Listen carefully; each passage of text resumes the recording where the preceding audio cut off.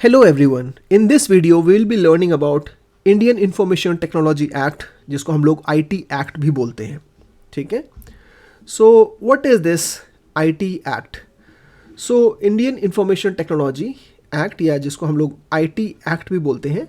So the Government of India's the Information Technology Act 2000 also known as IT Act amended in 2008. That means actually ये जो act है, ये जो law है, ये 2000 में बना था, लेकिन it was amended in 2008. Amended मतलब इसमें जो नए चेंजेस आए थे, जो अपडेट्स आए थे, वो 2008 में आए थे. What it does is it provides guidelines to the user on the processing, storage and transmission of sensitive information. तो इस IT एक्ट के अंदर हमारे गाइडलाइंस हैं, how we can process, how we can store and how we can transmit our sensitive information.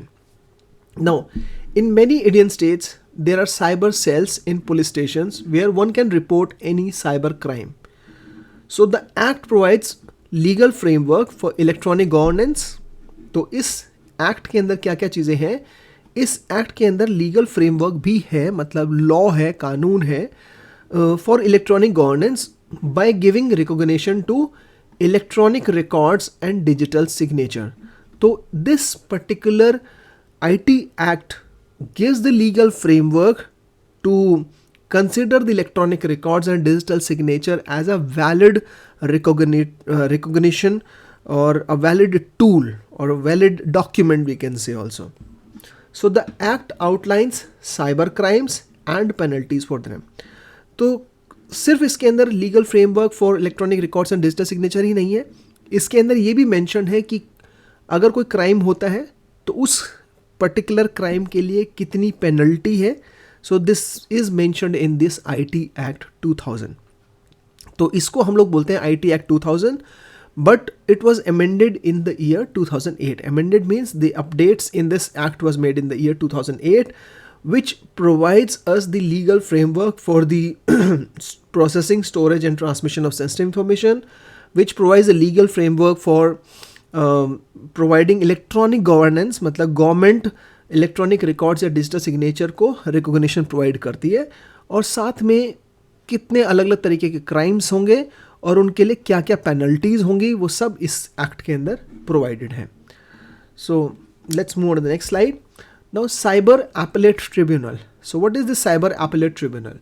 So Cyber Appellate Tribunal has been established to resolve disputes arising from cyber crimes. तो एक ये ऐसा tribunal है जो हमारे disputes जो cyber crime से होते हैं, अराइज होते हैं, उनको सॉल्व करता है. सो इट सच एज वो कौन कौन से डिस्प्यूट्स हो सकते हैं. So these are all the disputes.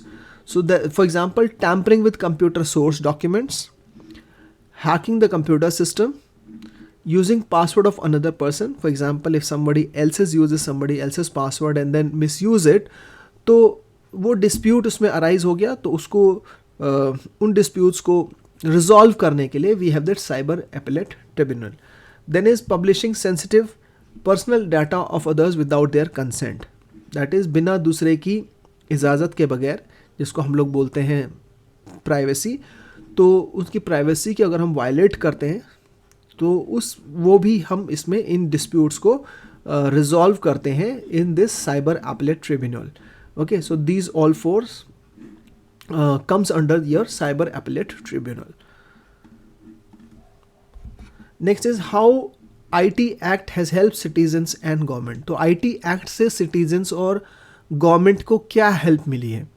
So let's see that. So the act is needed so that people can perform transaction over the internet through credit cards without fear of misuse.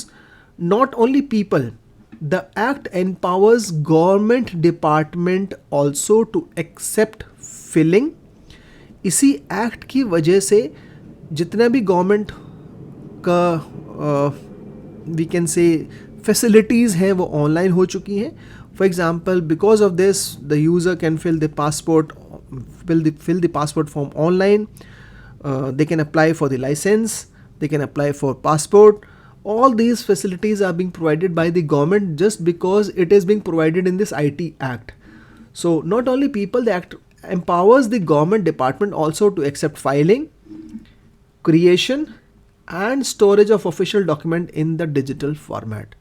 तो digital format को एक recognised document माना गया है. Digital जो भी document होगा that will be considered as a valid proof and valid form we can से.